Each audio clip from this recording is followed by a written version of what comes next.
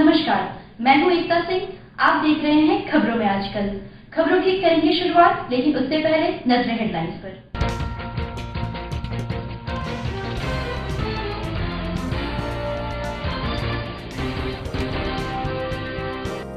जहानाबाद में मिले 31 नया कोरोना पॉजिटिव व्यक्ति। कुल कोरोना पॉजिटिव व्यक्तियों की संख्या हो गई 58। रेलवे से प्रवासी व्यक्तियों का जहानाबाद आना जारी। सभी जगहों को किया जा रहा है सैनिटाइज। सभी कोरोना पॉजिटिव व्यक्ति प्रवासी भेजा गया आइसोलेशन वार्ड में। जिलाधिकारी ने कहा, घबराने की आवश्यकता नहीं, सोशल डिस्टेंसिंग का करें पालन। भाकपा माले द्वारा मनाया गया राष्ट्रव्यापी प्रतिरोध दिवस। भिन्न भिन्न जगहों पर दिया गया धरना। नेताओं ने कहा, मोदी सरकार गरीबों और किसानों से कर रही है धोखा। घोसी के परियामा में 2 परिवार आपस में भिड़े, 3 हुए जख्मी। नाली बनाने को लेकर बढ़ा विवाद, सभी का चल रहा है इलाज। भिलावर ओपी के धर्मपुर में ट्रैक्टर पलटा, ट्रैक्टर चालक की घटना स्थल पर ही हो गई मौत। परसबीघा के बिस्बीघा में चोरों ने किया पिंटू यादव के घर चोरी। करीब 5 लाख की संपत्ति ले उड़े चोर। जहानाबाद पाली के मुबारकपुर गांव में हाई टेंशन तार के चपेट में आने से ललन यादव की हो गई मौत। घर से काम करने के लिए निकला था ललन यादव। और नेहरू युवा केंद्र जहानाबाद के तत्वाधान में सदर अस्पताल में लगाया गया रक्तदान शिविर। कई लोगों ने किया रक्तदान।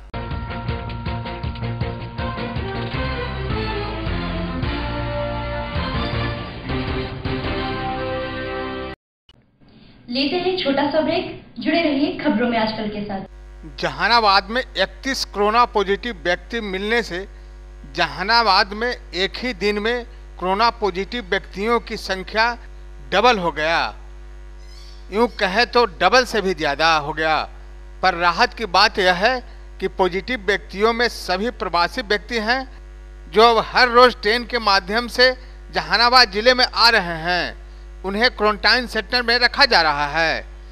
जहानाबाद में चौथे दिन ट्रेन से आने वाले व्यक्तियों की संख्या है जहानाबाद के 37, अरवल के 16 तथा नालंदा के 92 व्यक्ति। सभी को नाश्ता पानी देकर उन्हें स्क्रीनिंग किया गया। स्क्रीनिंग करने के बाद में बस के द्वारा उन्हें क्वारंटाइन सेंटर भेज दिया गया है, जहां उन्हें 14 दिनों तक वहां रहना पड़ेगा।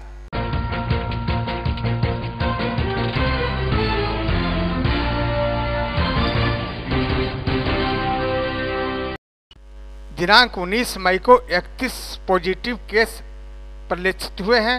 ये सभी पॉजिटिव केस हाल ही में बाहर से आए व्यक्तियों से प्राप्त हुए हैं जो अन्य राज्यों से जहानाबाद जिले में आए थे। जिले के भिन्न भिन्न प्रखंड स्तरीय क्वारंटाइन सेंटर तथा जहानाबाद में 3, मोदनगंज में 9, मखदुमपुर में 3, काको में 4, हुलासगंज में 1, घोसी में 7, पत्नी फरीदपुर में 4 क्वारंटाइन सेंटर में अवस्थित थे। इन्हें आइसोलेशन वार्ड में स्थानांतरित किया गया है। जिले में कोरोना वायरस के संक्रमण से लोगों को बचाने अस्पताल, आइसोलेशन वार्ड, क्वारंटाइन सेंटर, जिले के सभी बॉर्डर पर, स्टेशन परिसर, एसएस कॉलेज, बाहर से आए हुए प्रवासी मजदूरों के आने तथा पहुंचने हेतु प्रयोग में लाने वाले बस इत्यादि को सैनिटाइज करने का कार्य फायर अधिकारी श्री कमलेश तिवारी के द्वारा कराया जा रहा है। इस कोषांग के नोडल अधिकारी सह श्रम अधीक्षक श्री सुरेंद्र प्रसाद सिंह के द्वारा बताया गया कि प्रतिदिन 17 भवनों में सैनिटाइजेशन का काम किया जा रहा है। इसके अतिरिक्त कंटेनमेंट जोन में पड़ने वाले सभी भवनों, रास्तों इत्यादि को भी सैनिटाइजेशन किया जा रहा है। जिला पदाधिकारी श्री नवीन कुमार ने जिलेवासियों को आश्वस्त किया है कि जिला प्रशासन द्वारा सभी एहतियात कदम उठाए जा रहे हैं। सोशल डिस्टेंसिंग का पालन करें और अपने भी बचें और दूसरों को भी बचाएं।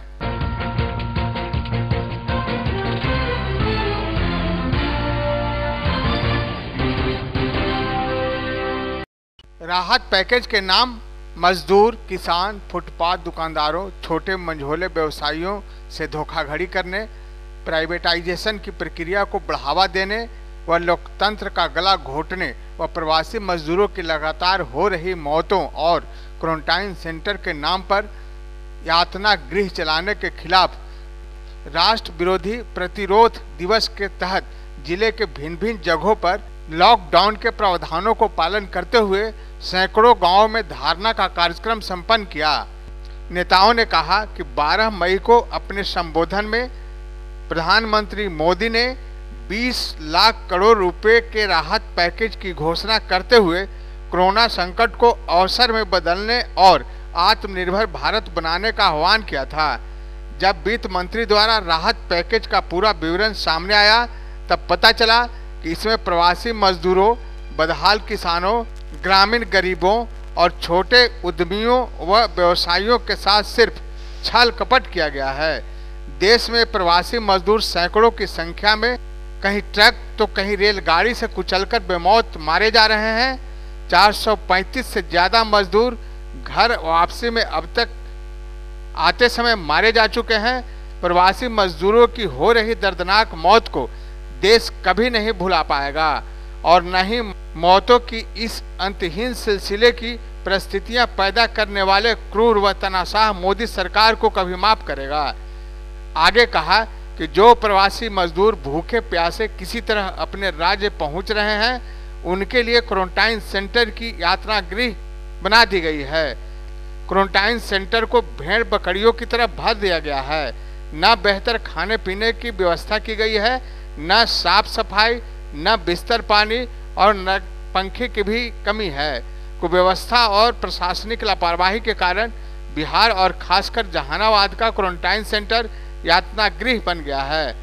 भाकपा माले केंद्र और राज्य सरकार द्वारा जारी इस छलावे के खिलाफ ग्रामीण मजदूर, किसानों, लघु उद्यमियों और अन्य कामकाजी तबकों के लिए तत्काल राहत उपलब्ध करवाने, सभी मजदूरों को तत्काल 10,000 रुपये लॉकडाउन भत्ता देने, मनरेगा में 200 दिन काम और 500 रुपया दैनिक मजदूरी देने, सभी लोगों के लिए रोजगार उपलब्ध करवाने, किसानों के सभी तरह के कर्ज को माफ करने, किसानों का फसल बीमा क्षति मुआवजा देने तथा लॉकडाउन के कारण मारे गए सभी परिवारों को 20-20 लाख रुपए का मुआवजा देने की मांग की है।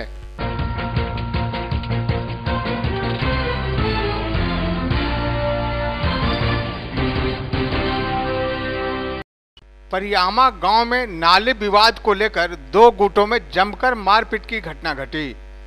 मारपीट में 3 लोग गंभीर रूप से घायल हो गए। सभी घायलों का इलाज घोसी PAC में कराया जा रहा है। घटना के संबंध में बताया जाता है कि गांव में सरकारी फंड से नाली निर्माण का कार्य कराया जा रहा था। इसी बीच नाली के पानी को लेकर 2 पक्षों में कहासुनी होने लगी और देखते ही देखते लाठी डंडे से मारपीट होने लगी, जिससे 3 लोग जख्मी हो गए।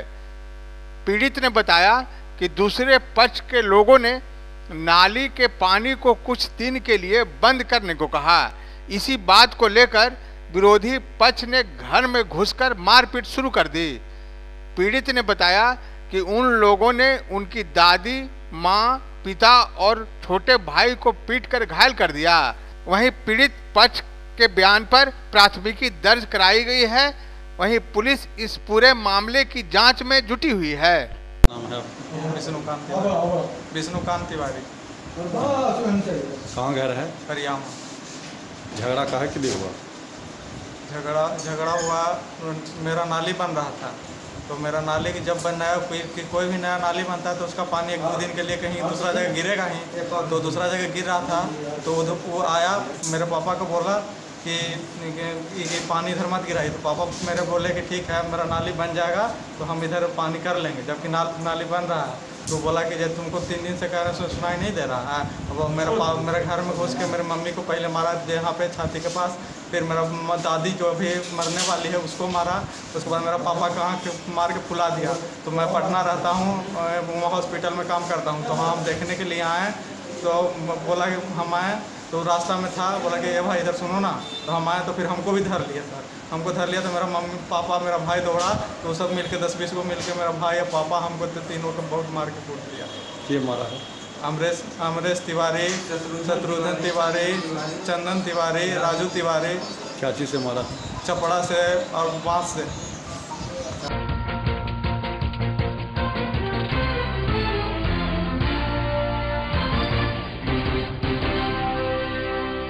जहानाबाद के भेलावर ओपी क्षेत्र के धर्मपुर गांव के समीप असंतुलित होकर ट्रैक्टर सड़क किनारे गड्ढे में पलट गई, जिसमें चालक की घटना स्थल पर ही दर्दनाक मौत हो गई।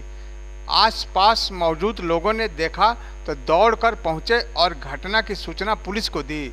मौके पर पहुंची पुलिस ने जेसीबी के सहारे शव को बाहर निकलवाया। घटना के संबंध में परिजनों ने बताया कि मृतक हरे राम कुमार धर्मपुर गांव स्थित एक ईंट भट्ठे पर काम करता था। मृतक मिट्टी गिराकर जा रहा था, तभी अनियंत्रित होकर सड़क किनारे करीब 15 फीट गहरी गड्ढा में गिर गया। हादसे में चालक की मौत हो गई। इधर पुलिस ने शव को पंचनामा कर पोस्टमार्टम के लिए सदर अस्पताल भेज दिया है। वहीं इस घटना के बाद परिजनों का रो रो कर बुरा हाल है। घटना गाड़ी पलटी कर गया। कहाँ? वो भट्टा के करीब पैन में। अच्छा। करीब 15-16 फीट गड्ढा में गिर गया गाड़ी। अच्छा, तो क्या हुआ फिर? गाड़ी वहीं स्टीयरिंग पर चप्पल था, एक आदमी तरे था, गाड़ी ऊपर में था। अच्छा। और बहुत गरीबी, आर्थिक से बहुत कमजोर आदमी। अच्छा, तो इनकी डेथ हो गई? क्या हो गई? पासपोर्ट डेट वहीं पे कर गया था। अच्छा, कहाँ के रहने वाले थे? रमदानी गांव का रहने वाला है। हाँ। पिंजोरा ग्राम पंचायत पिंजोरा है। हाँ। थाना काको हुआ, ओपी भेलावर, जिला जहानाबाद। अच्छा, तो मजदूरी का काम करता था? मजदूर था। अभी भी उसको एको कट्ठा खेत नहीं है, बेचारा मजदूरी करता है। बाप एक ही को बेटा था।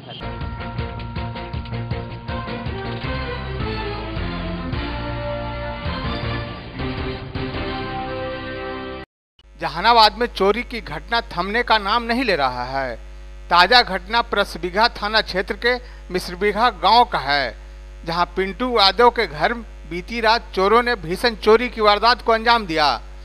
चोरों ने घर में रखे 2 लाख रुपए नगद, 1.5 लाख के आभूषण समेत लगभग 4 लाख रुपए के सामान पर हाथ साफ कर दिया। जब चोर घर में चोरी की वारदात में लिप्त थे, तब परिजन छत पर सो रहे थे।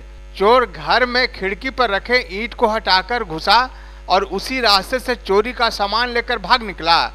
घर में चोर कब आए और कब गए, इसका पता परिजनों को नहीं चल सका। उन्हें घटना की जानकारी तब हुई जब सुबह गृहिणी शारदा देवी छत से नीचे उतरी। उन्होंने देखा कि खिड़की का ईंट हटा हुआ है, घर का बक्सा व अटैची का ताला टूटा हुआ है और उसमें रखे रुपये व कीमती सामान गायब हैं। शोर मचाने के बाद आसपास के लोग जुट गए। पीड़ित परिजनों ने बताया कि गृहस्वामी पश्चिम बंगाल में काम करता था और वह नया मकान बना रहा था। खिड़की में दरवाजा नहीं लगा हुआ था, ईंट से उसे बंद किया गया था। परिवार के सभी सदस्य छत पे सो रहे थे। इसी का फायदा उठाते हुए चोर ईंट हटाकर खिड़की के रास्ते कब आए और कब चोरी कर निकल गया, किसी को पता नहीं चल सका। सुबह जागने पर पता चला कि घर में रखे सारे रुपए पैसे, यहाँ तक कि टीवी भी गायब हो चुका है। इस घटना की सूचना पुलिस को दी गई। पुलिस मामले की छानबीन में जुटी हुई है। सर रात में मैंने 10 बजे तक लेकिन जगह हले। 10 बजे के बाद हमने सो गई। 16 के बाद में खिड़की दरवाजा के कच्चा ईंटा हले, ईंटा सब उतार लेला और दरवाजा से ढूक के हमें सारी पेटी, हमें सारी संपत्ति उठा के ले चल गए। प्लस हमारा 2 लाख रुपया नगद हले और 2.5 लाख 1.5 लाख के गहना हले। अच्छा। मंगलसूत्र लेकिन के खनवाले सरे के बच्ची होले, ओकरा खनवाले पायल सब गहना बना के रख ले कि आज न कल तो हमरा निभाना है। गरीब आदमी है, थोड़ी न करके निभाहा। तो फिर कैसे पता चला?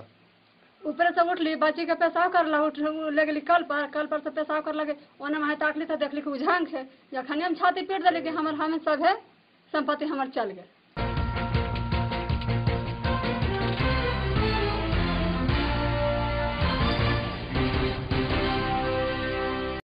जहानाबाद में हाई टेंशन तार के चपेट में आने से 40 वर्षीय व्यक्ति की घटना स्थल पर ही मौत हो गई। घटना पाली थाना क्षेत्र के मुबारकपुर गांव की है।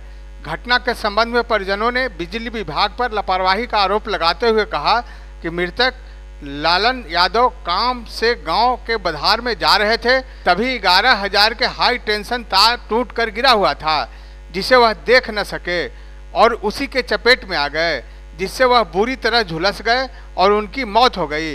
इधर घटना की सूचना पाकर मौके पर अंचलाधिकारी दल बल के साथ पहुंच गए और शव को कब्जे में लेकर पोस्टमार्टम के लिए सदर अस्पताल भेज दिया है। अंचल अधिकारी ने मृतक के परिजनों को 20,000 रुपये का पारिवारिक लाभ देकर ढाढ़स बंधाया।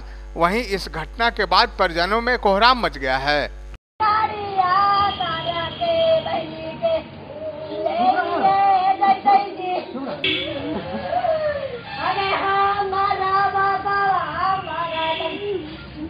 तार जो बिजली का था वह टूट गया था।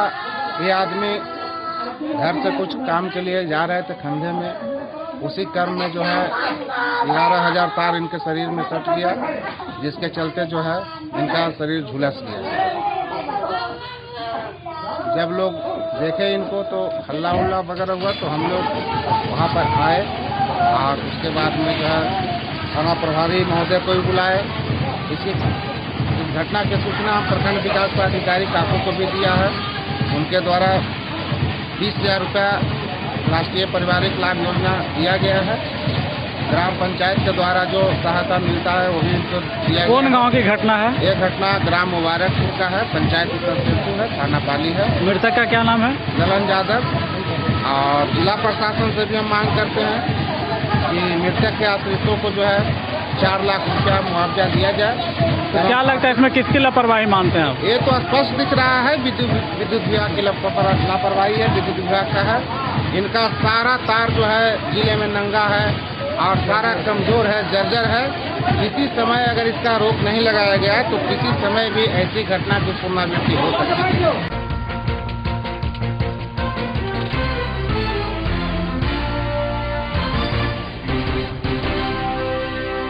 युवा कार्यक्रम एवं खेल मंत्रालय भारत सरकार नेहरू युवा केंद्र जहानाबाद के तत्वाधान में कोविड-19 के अंतर्गत सदर अस्पताल स्थित ब्लड बैंक में स्वैच्छिक रक्तदान का आयोजन किया गया।